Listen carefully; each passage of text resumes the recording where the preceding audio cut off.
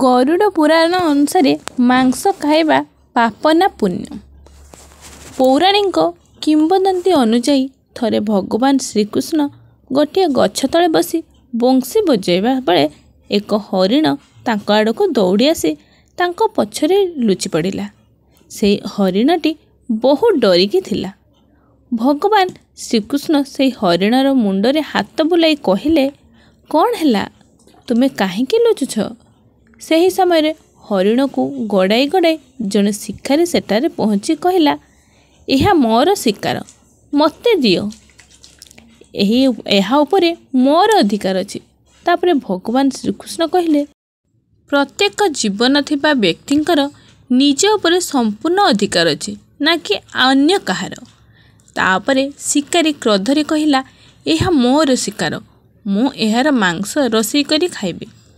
ସେତେବେଳେ ଭଗବାନ ଶ୍ରୀକୃଷ୍ଣ କହିଲେ, କୌଣସି ଜୀବର ହତ୍ୟା କରି ତାହାର ମାଂସ ଭକ୍ଷଣ କରିବା ଏହି କର୍ମ ପାପର ଶ୍ରେଣୀରେ ଯାଏ। ତୁମେ କ'ଣ ପାପର ଭାଗିଦାର ହେବାକୁ ଚାହୁଁଛ? ମାଂସ ଭକ୍ଷଣ କରିବା ପୁଣ୍ୟ ନା ପାପ?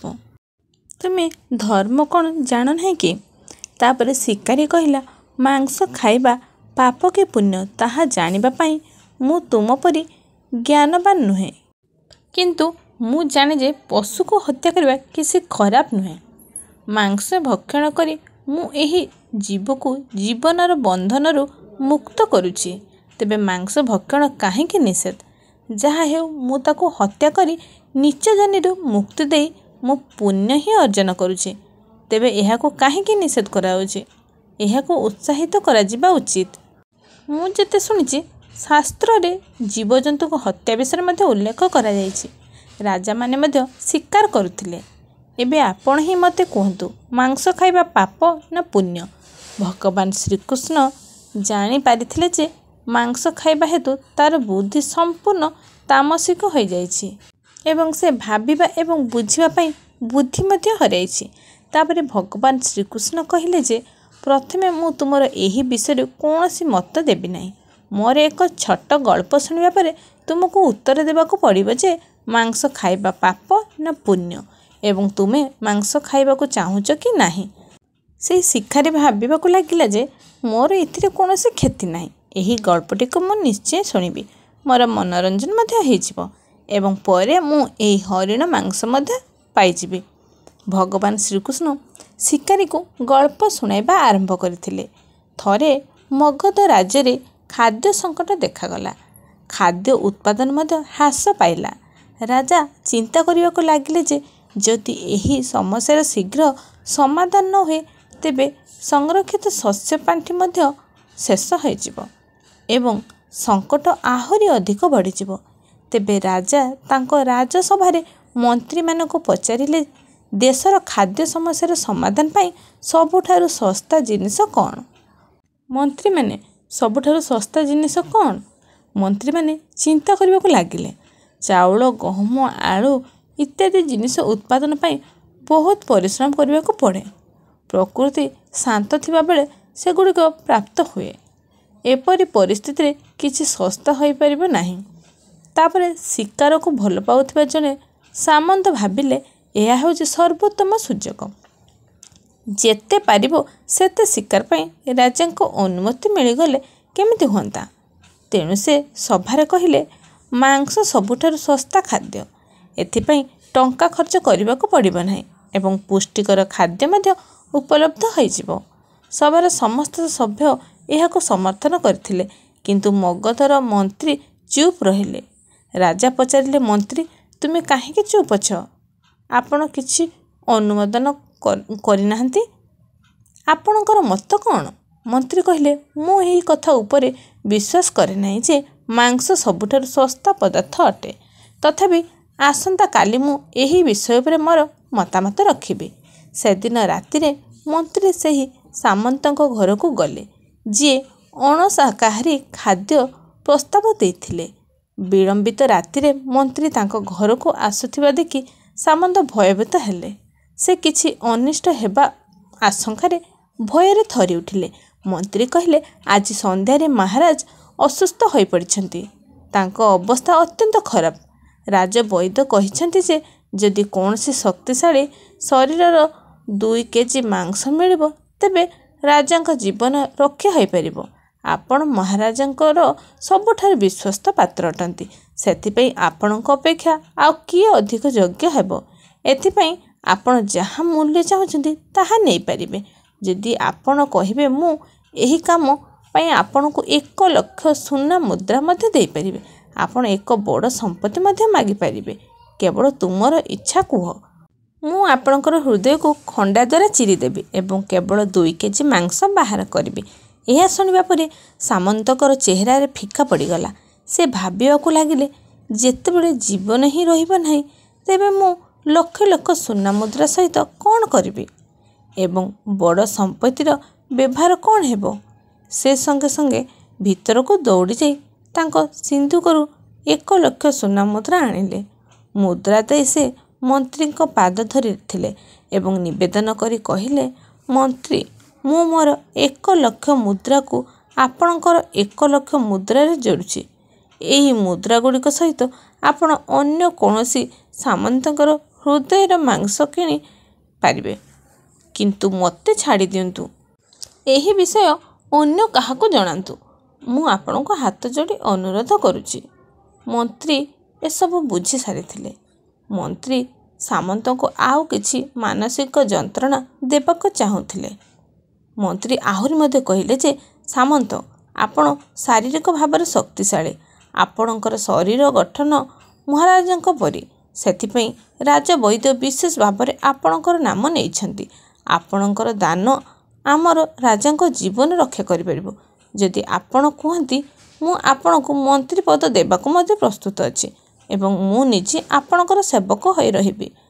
ସେ ମନ୍ତ୍ରୀଙ୍କ ପାଦ ତଳେ ପଡ଼ି ଅନୁରୋଧ କରି କହିଲେ ଯେ, ମୁଁ ଏଥିପାଇଁ ଯୋଗ୍ୟ ନୁହେଁ। ଯେତେବେଳେ ଜୀବନ ହିଁ ବାକି ରହିବ ନାହିଁ ତେବେ ମୁଁ ମନ୍ତ୍ରୀ ପଦ କିମ୍ବା ରାଜାଙ୍କ ସିଂହାସନ ପାଇଁ ମୁଁ ସେସବୁ କ'ଣ କରିବି? ଯଦି ଆପଣ ଚାହାନ୍ତି ମୋର ସବୁକିଛି ନେଇଯାଆନ୍ତୁ, କିନ୍ତୁ ମୋର ଜୀବନ ନିଅନ୍ତୁ ନାହିଁ। ମୁଁ ଏହି ଘର ଏବଂ ମୋର ସମସ୍ତ ସମ୍ପତ୍ତି ଆପଣଙ୍କୁ ଦେଉଛି। ଗୋଟିଏ ରାତି ଭିତରେ ରାଜ୍ୟ ଛାଡ଼ି ପଳାଇଯିବି। ଏହା କହି ସେ ଘୋଡ଼ା ଆଡ଼କୁ ଦୌଡ଼ିଗଲେ ଏବଂ ସେ ଘୋଡ଼ା ଉପରେ ବସି ମୋତେ ଏକ ସ୍ୱର ଆସିଲା ଯେ, ଆପଣ ତ ଚାଲି ଯାଉଛନ୍ତି କିନ୍ତୁ ଆପଣଙ୍କର ପରିବାରକୁ ପଛରେ ଛାଡ଼ି ଯାଉଛନ୍ତି। ସାମନ୍ତ କହିଛନ୍ତି ଯେ, ମୋ ନିଜ ଜୀବନଠାରୁ ଅଧିକ ପ୍ରିୟ କିଛି ନୁହେଁ। ଯେତେବେଳେ ଜୀବନ ହିଁ ନଥିବ ସେତେବେଳେ ମୁଁ ପରିବାର କ'ଣ କରିବି? ଯଦି ଜୀବନ ରହିବ ମୁଁ ଏହିପରି ହିଁ ଖୁସିରେ ରହିଯିବି। ଏହା କହି ସେ ଘୋଡ଼ାର ଦଉଡ଼ି ଧରିଥିଲେ। ତାହାପରେ ମନ୍ତ୍ରୀ ସାମନ୍ତଙ୍କୁ କହିଥିଲେ, ପଳାଇବାର କୌଣସି ଆବଶ୍ୟକତା ନାହିଁ। ଆପଣ ଆରାମରେ ଘରେ ରୁହନ୍ତୁ। ମୁଁ ଅନ୍ୟ ସାମନ୍ତଙ୍କ ଘରକୁ ଯାଉଛି। ଏହା କହି ମନ୍ତ୍ରୀ ସେଠାରୁ ଚାଲିଗଲେ।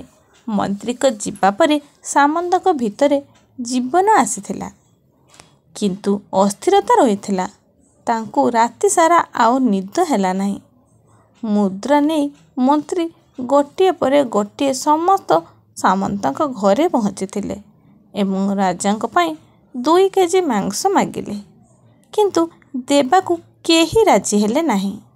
ସମସ୍ତେ ତାଙ୍କ ସୁରକ୍ଷା ପାଇଁ ମନ୍ତ୍ରୀଙ୍କୁ 1 ଲକ୍ଷ ଏବଂ କିଛି 2 ଲକ୍ଷ ସ୍ୱର୍ଣ୍ଣ ମୁଦ୍ରା ଭେଟି ଦେବେ କହିଲେ।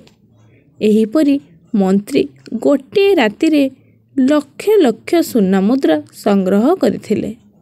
ତାପରେ ସକାଳ ହେବା ପୂର୍ବରୁ ହିଁ ମନ୍ତ୍ରୀ ତାଙ୍କ ମହଲରେ ପହଞ୍ଚି ଯାଇଥିଲେ।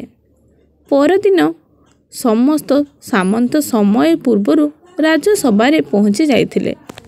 ସମସ୍ତେ ଜାଣିବାକୁ ଚାହୁଁଥିଲେ ଯେ ରାଜା ସୁସ୍ଥ ଅଛନ୍ତି କି ନାହିଁ, କିନ୍ତୁ କେହି ଏହାର ରହସ୍ୟ କାହାକୁ ପ୍ରକାଶ କରିନଥିଲେ। ସମସ୍ତେ ରାଜବୈଦ୍ୟଙ୍କୁ ଖୋଜୁଥିଲେ। କେବଳ ତାଙ୍କଠାରୁ ହିଁ ସେମାନେ ରାଜାଙ୍କ ବିଷୟରେ କିଛି ସୂଚନା ପାଇପାରିବେ।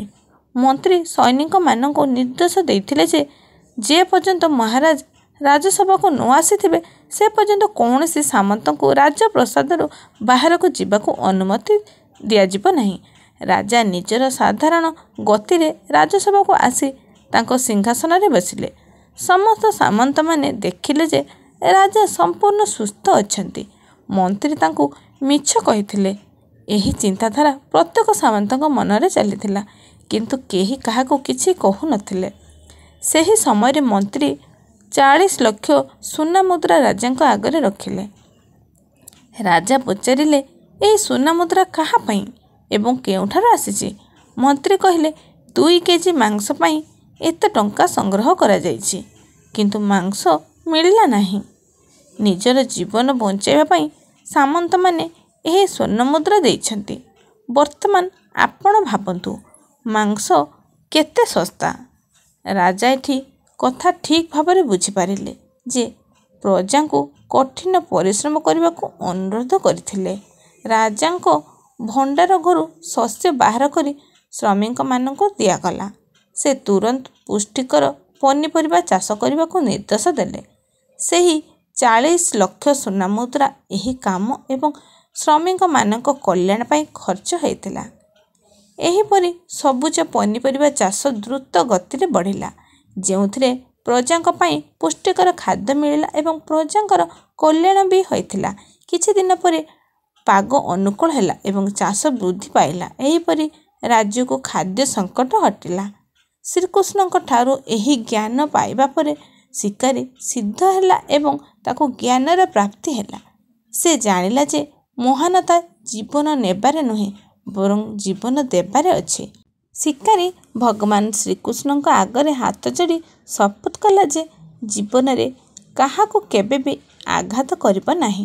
ଭଗବାନ କୃଷ୍ଣ ଏହି କାହାଣୀ ମାଧ୍ୟମରେ ଆମକୁ ବୁଝାଇବାକୁ ଚାହାନ୍ତି ଯେ ଆମେ ଭୁଲିଯିବା ଉଚିତ ନୁହେଁ ଯେ ଆମେ ଯେପରି ଆମ ଜୀବନକୁ ଭଲ ପାଉ, ସେହିଭଳି ସମସ୍ତ ଜୀବ ମଧ୍ୟ ନିଜ ଜୀବନକୁ ଭଲ ପାଆନ୍ତି। ଯଦି ଆପଣ ଭିଡ଼ିଓଟିକୁ ପସନ୍ଦ କରନ୍ତି, ତେବେ ଚ୍ୟାନେଲକୁ ଲାଇକ୍ ଓ ସବସ୍କ୍ରାଇବ୍ କରନ୍ତୁ ଏବଂ ଆପଣଙ୍କର ସାଙ୍ଗମାନଙ୍କ ସହିତ ସେୟାର କରନ୍ତୁ। ଆଗକୁ ଯଦି ଏମିତି ଆହୁରି ନୂଆ ନୂଆ ଭିଡ଼ିଓ ଦେଖିବା ପାଇଁ ଚାହୁଁଥିବେ, କମେଣ୍ଟରେ ଲେଖିକି ଜଣାନ୍ତୁ।